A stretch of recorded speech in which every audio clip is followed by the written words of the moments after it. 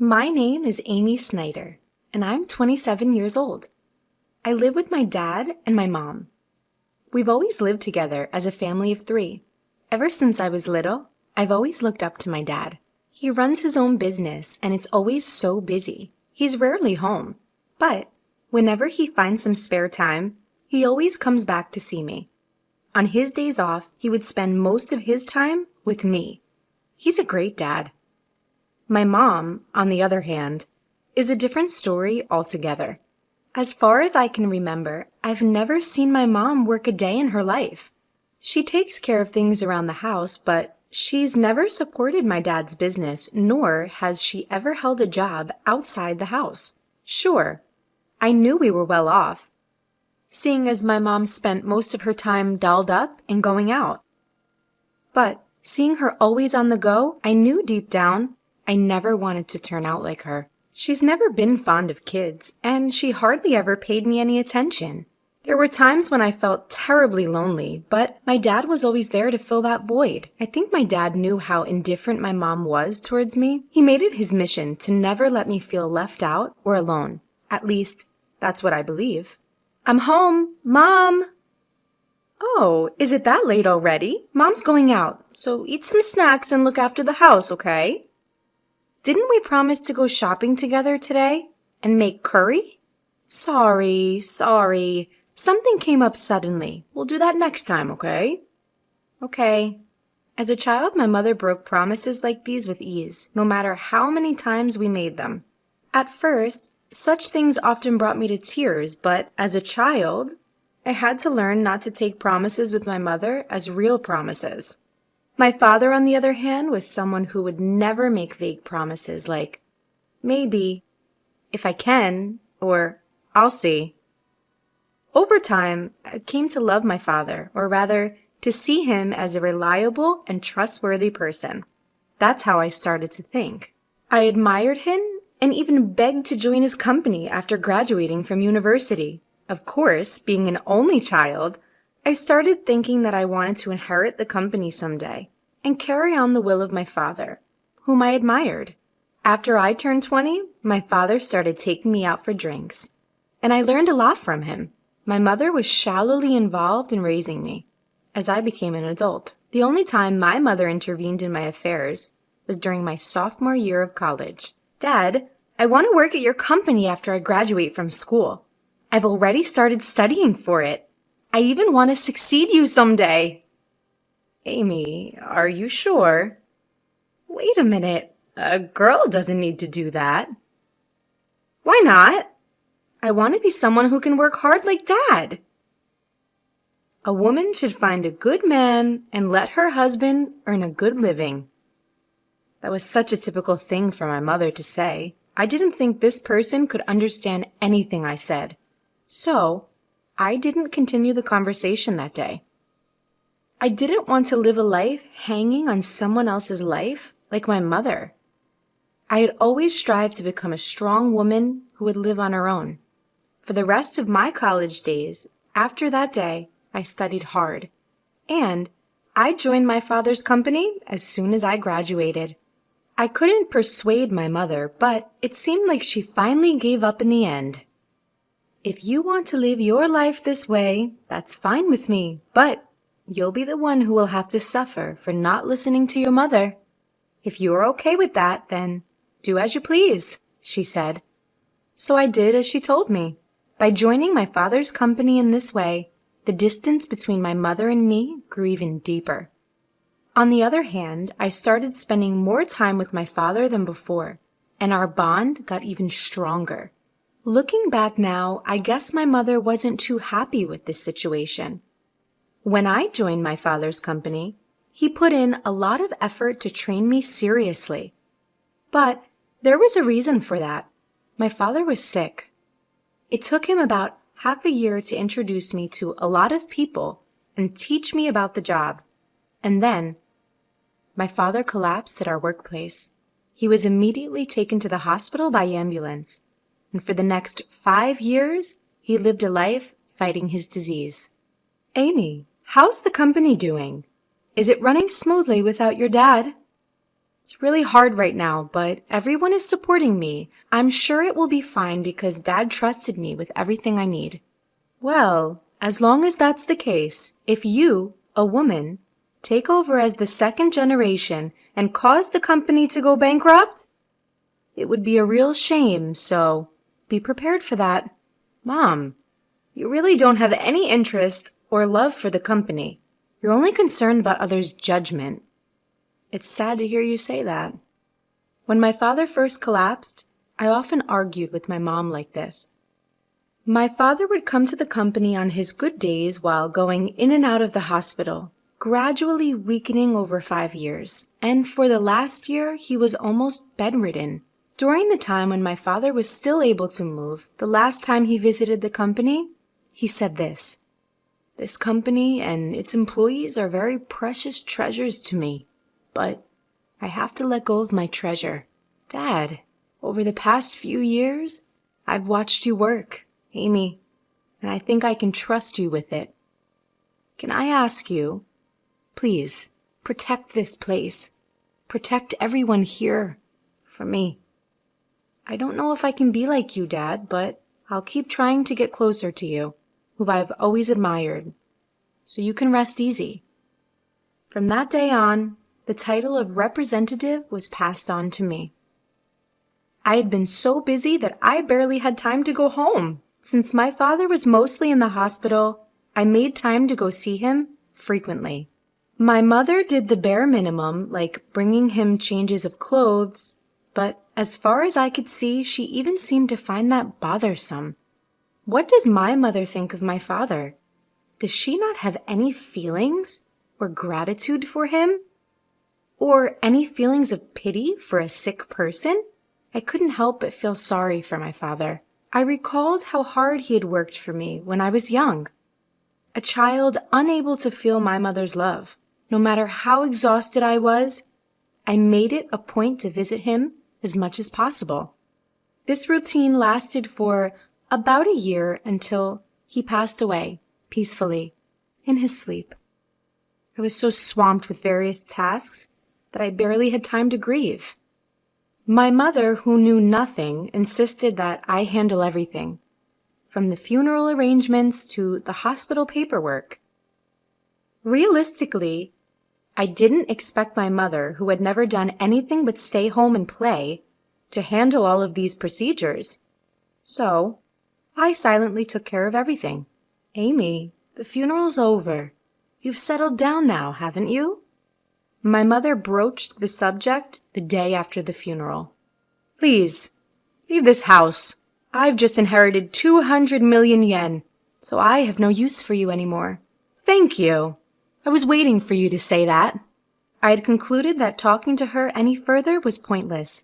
Did she think it was okay to just have money and live a life of leisure?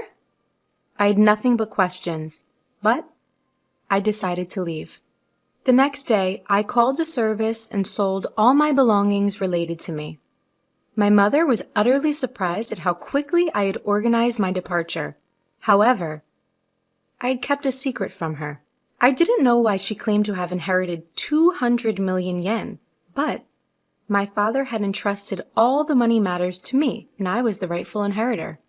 There wasn't a single penny left for my mother. My father had firmly requested this when he was still healthy. "Your mother doesn't understand anything about money management or spending. I want you to give her household expenses on a monthly basis. If she gets a large sum, she'll likely go bankrupt immediately.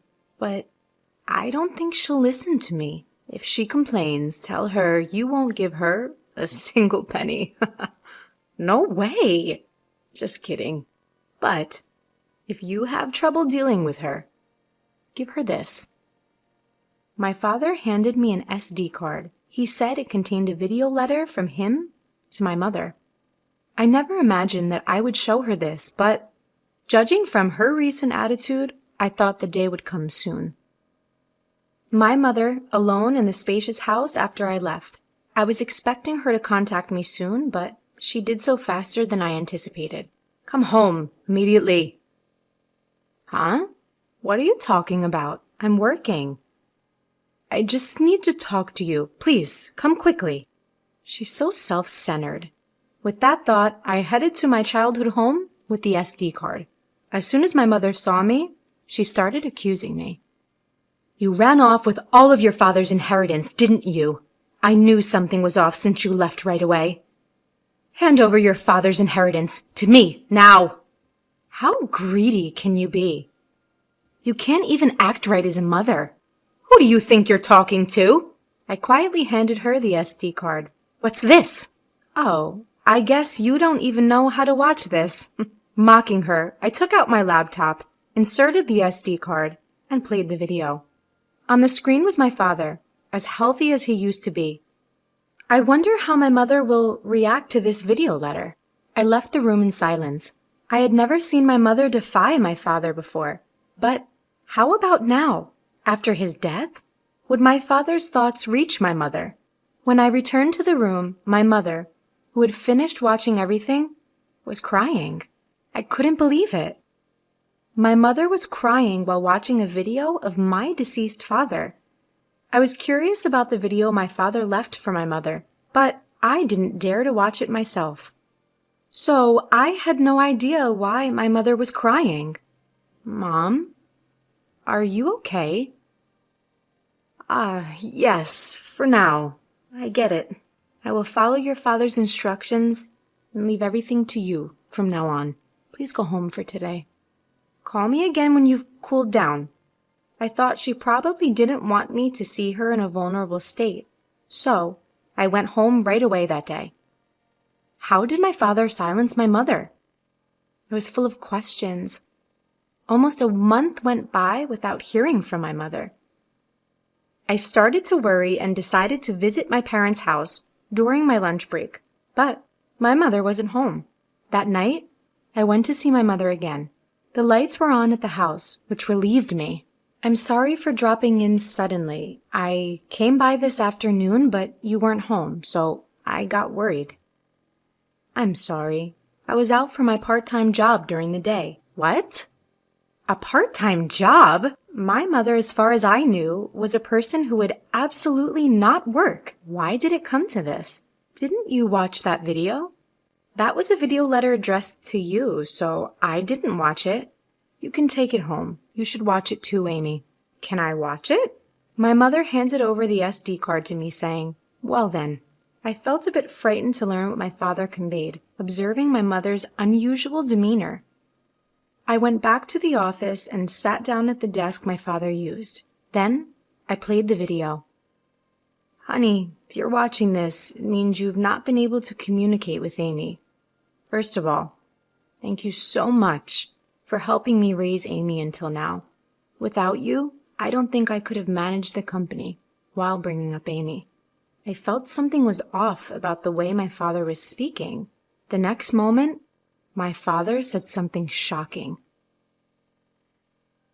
You've taken care of Amy, even though she's not your child, and I have nothing but gratitude for you, who stood by my side for so many years. But, as a result, you've given up on your dreams and have reached your age without earning your own living, for which I take responsibility because I've allowed you to live a life of luxury. I'm sure you'll be in trouble when I'm gone. I'm not my mother's child? I was so surprised that I blurted it out. But then it made sense. Even though I didn't feel much love, she had been taking care of me by cooking for me every day and doing the bare minimum for a child who wasn't her own. Who is that person? I didn't register our marriage because you told me you felt bad for your sister, so I ended up supporting your living and didn't do anything else. I'm sorry. But once I'm gone, I worry about the rest of your life. There's no one to support you, and I've taken your life away. I couldn't believe what my father, who spoke so fluently, was saying. It was all news to me. My father kept talking about what had happened in the past and what he hopes for our future. I spent the whole night processing all this and went back to my mother the next day. Mom, I watched the video from Dad yesterday. You know it all now. I raised you because I was asked to. That's all. What happened to my biological mother? You are the child of my sister and your father. My sister died right after giving birth to you, and I told your distressed father that I would help raise Amy. I would become your mother. After hearing the story from my mother, I understood everything, even the parts I had imagined. My mother used to work in a diner, and my father used to go there to eat sometimes.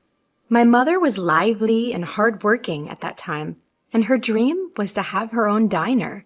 However, when she decided to become my mother, she gave up on that dream. After being reminded about her dream from my father, my mother decided to work for it again, and is now training as a part-timer to make that dream come true. I should have done this earlier. Working is fun and suits me. I had no idea. So, it's my fault you didn't work. I'm really sorry for not knowing anything. It's not your fault, Amy. I made the decision myself. But I'm not good with children, so I couldn't handle you well. And I'm the one who caused you trouble. I never thought the day would come when I could have a conversation with my mother like this. At this stage in my life, I finally feel like I've come to understand my mother a bit. We've had many conversations since then, and we decided to use the money left by my father to fund the opening of her shop.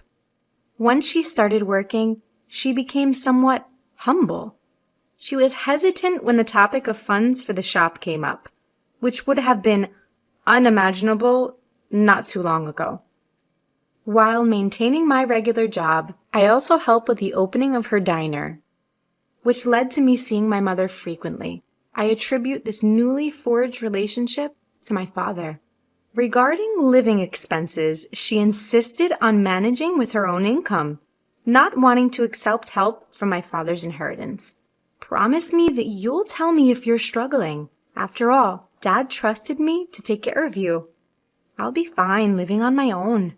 It doesn't cost that much, but in terms of my diner's expenses, I'll be relying on you. Of course. I'm looking forward to it too, so do your best. After many years, we finally became a real family, and now we are living harmoniously. She is not my birth mother, and it might have just been the right time for me to learn this. Your diner's finally gonna open tomorrow. Your dream is coming true. Seeing you work so hard at that company reminded me of my own dreams when I was younger. I believe that's why I've made it this far. It's all thanks to you and your father. Thank you so much. Mom, promise me to always be my mom. Amy. From now on, let's get along even better than before. After all, we only have each other. That's true. Upon my father's death, the truth was revealed. I accepted the reality and decided to live on with just my mother and I. As I observed my mother's lifestyle, I thought about moving back to my hometown and living together with her again. I don't cook, so my mother is concerned of my poor diet and is supportive of me coming back. My father would probably be surprised that we're getting along so well. His house, company, and inheritance that he left behind.